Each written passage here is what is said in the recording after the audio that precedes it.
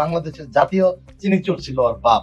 ওর এত বড় বড় কথা, বড় বড় বেয়াদবি ও সবসময় করে। আজকে আসলে এমন একজন মানুষকে নিয়ে কিছু কথা বলতে আপনাদের সামনে উপস্থিত হয়েছি। একে আসলে তেমন ভাবে কোনো সময় কোনো কিছু বলা হয়নি, জুজুর ভয়ে, যে সে তাকে কিছু বললে আর আওয়ামী লীগের রাজনীতি করা যাবে না, এই সমস্ত জজুর ভয়ে তাকে এতদিন কোনো কিছু বলতে পারেনি। সে হচ্ছে এই আন্দালিব রহমান পার্থ। ঠিক আছে, এই চিনিচোরের পোলা, ওর বাপ এই চিনিচোর ছিল, বাংলাদেশের জাতীয় চিনিচোর ছিল ওর বাপ। ওর এত বড় বড় কথা, বড় বড় বেয়াদবি ও সবসময় করে। এটা আমাদের সাথে করে না, এটা করে মাননীয় প্রধানমন্ত্রী দেশরত্ন শেখ হাসিনার সাথে। যদিও পারিবারিক ভাবে তারা আত্মীয় হয়, কিন্তু সে নেত্রীকে নিয়ে এমন বেয়াদবের মতো কথা বলে, নেত্রীর ঘোর শত্রু এমন ভাবে কথা বলবে না। শুধু নেত্রীকে নিয়ে নয়, নেত্রীর ছেলে সজীব জয় ভাইকে নিয়ে এবং নেত্রীর অন্যান্য যে ভাগ্নে এবং মেয়ে রয়েছে, তাদেরকে নিয়ে ওই আন্দালিব রহমান পার্থ অনেকবার বেয়াদবি করেছেন এবং বেয়াদবিমূলক কথাবার্তা বলেছেন। এখন পার্থ বলতেছে সে শেখ হাসিনার নাকি ফাঁসি চায়। কত বড় নিমক হারাম, কত বড় বেইমান।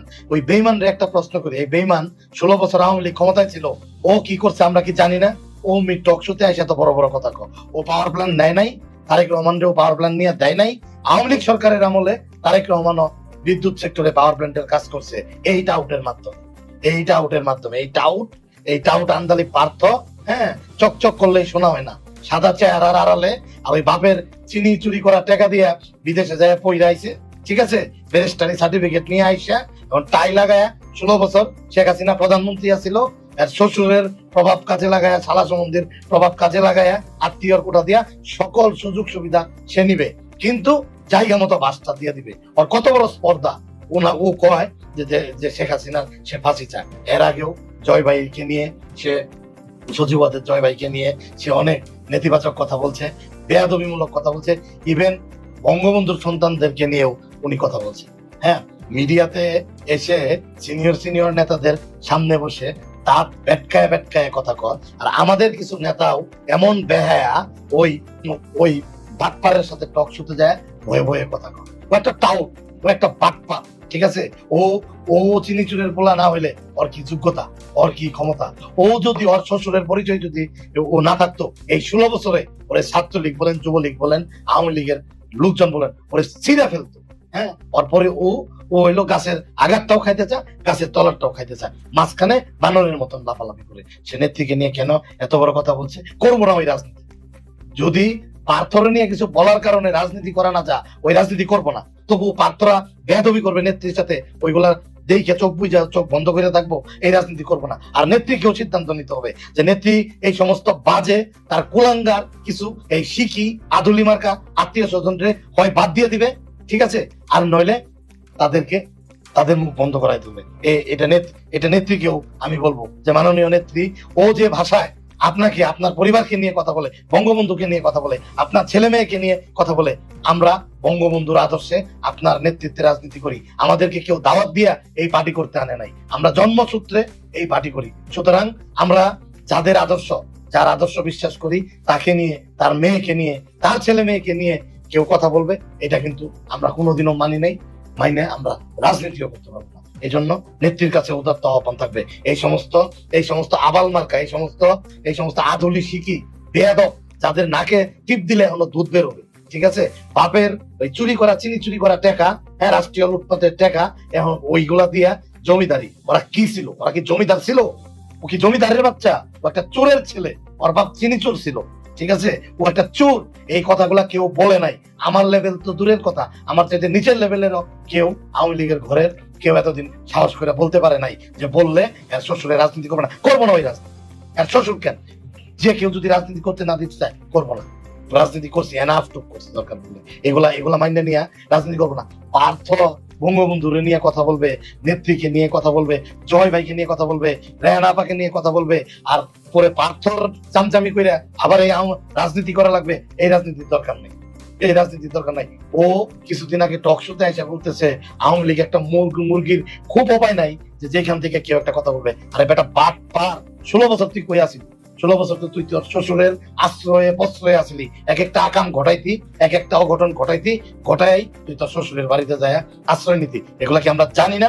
গুলশানের বাসায় যায় থাকতি, এখন আর কারো ভয় পাই না। কারণ কি, দেওয়ালে পিঠ ঠেকে গেছে। দেওয়ালে পিঠ ঠেকে গেলে কাউকে কারো ভিতরে ভয় আর কাজ করে না। ঠিক আছে, এই আন্দালিব রহমান পার্থ এই সমস্ত বাটপার কিছু আধুনিক শিখি আত্মীয় স্বজনদের কারণে আজকে আওয়ামী লীগের এই অবস্থা। খোঁজ নিয়ে দেখেন, আমার কাছে প্রমাণ আছে।